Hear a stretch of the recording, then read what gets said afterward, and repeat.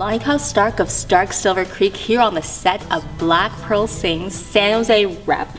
I'm here with Jessica, Janie, and Rick to talk about the latest production here, Black Pearl Sings.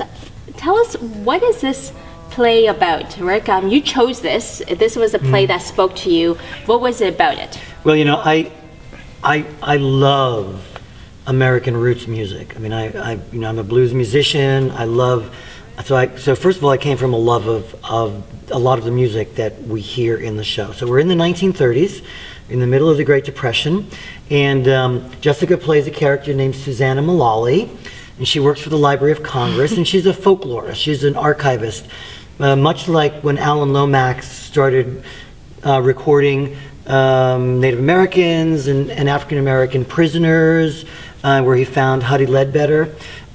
Susannah has gone now, and she's trying to find women who are incarcerated, who have great songs, and her dream is to find a song that goes back before slavery, that goes back to Africa, an authentic African song that still is alive in America in the 1930s. And deep in Texas, she meets Alberta Pearl Johnson, played by Janie Jones. Who fits what she's looking for, right? Who has this amazing voice, and who Susannah thinks maybe holds a treasure trove of these great old songs that she's been looking for.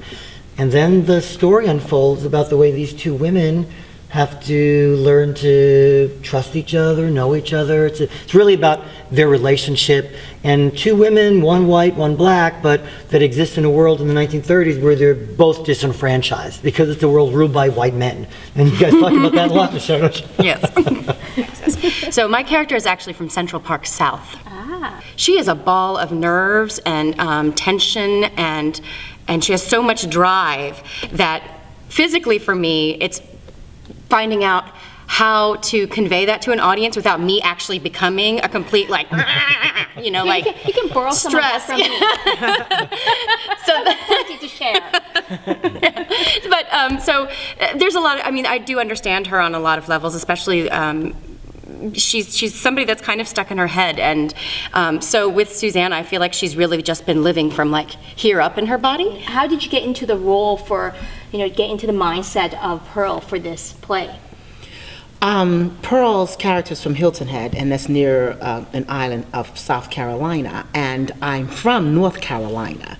So and the South Carolinians and the North Carolinians are similar in their southern drawl, except some of the South Carolinians have what we call Geechee, which is actually the African, the mother, the father, the brother, that sort of talk. So I pulled from my own personal experience, being from the South and knowing exactly what that sound is, that deep southern rural sound is.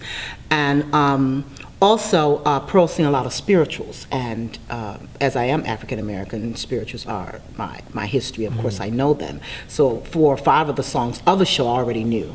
Really? Yes, and I'm a PK, a preacher's kid. So I was raised in church. PK. Yeah, I was raised in church, and so Pearl sings these spiritual church songs. Yes. And so that's what I was born to sing. I think that's, of the different styles of music that I sing, I think that's my ultimate gift, is to sing gospel style. Mm-hmm. Though I sing legit, I sing blues and jazz, I think gospel is what I was born to sing.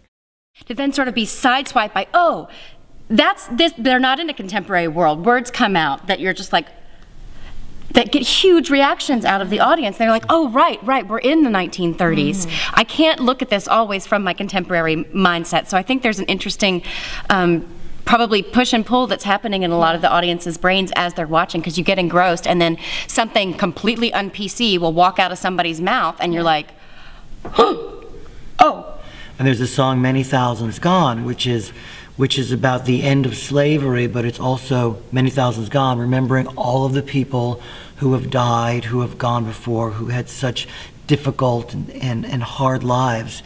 And the audience starts singing, and during rehearsal, I would always be the audience, I was always singing. Now that we have an audience, I stop and I just sit and I listen, and you hear all these hundreds of people singing along with Janie. And it's just like a really holy moment. And so whenever that happens, I think, that's what theater should do, is it transforms the whole room in a way. And it's become a really special thing. That really has a gospel element to it. Is Rick a good singer or no? Before we get to you on your moment, I want to hear this. How is his? I mean, I don't think Rick has actually given us his singing voice ever. When you come to see the show, you will see her amazing comedic timing. It's just like, it's so amazing. It will make you just fall out of your chair. You will just be laughing. And people don't entertain me or make me laugh very easily. I'm like, that was not funny. She is funny. She is. Thank you. Right now, aren't we slipping back a whole?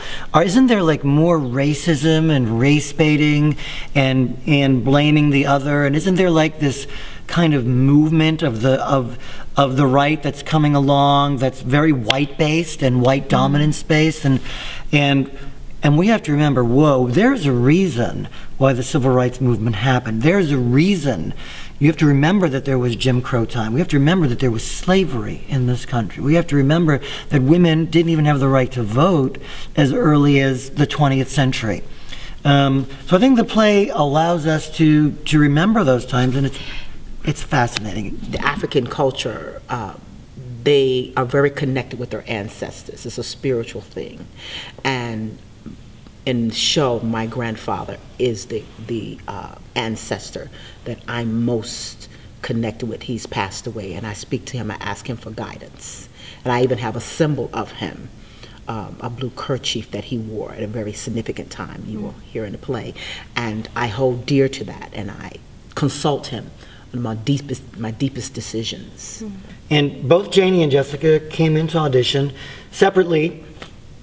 And then we brought them both back because we wanted to try certain actors opposite each other, just to hear how they would play the scene. Yeah. So you guys sort of auditioned together, or?